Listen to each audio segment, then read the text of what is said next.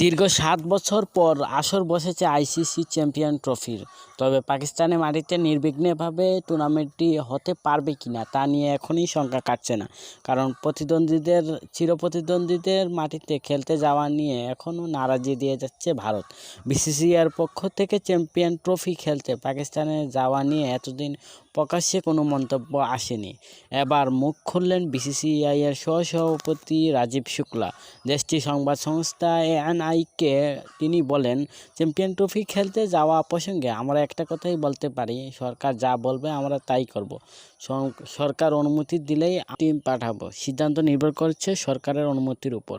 একে টুর্নামেন্ট ও দর্শকদের নিরাপত্তার কথা ভেবে ভারতের খেলা অনুষ্ঠিত হবে লাহোরের মাঠে।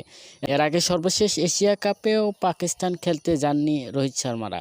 তাদের ম্যাচগুলো নিরপেক্ষ ভেন্যুতে খেলতে এশিয়া কাপের অধিকাংশ খেলা হাইব্রিড মডেল মেনে শ্রীলঙ্কার মাটিতে আয়োজন করা হয়। 2008 সালে এশিয়া কাপ খেলতে সর্বশেষ পাকিস্তানে গিয়েছিল ভারত।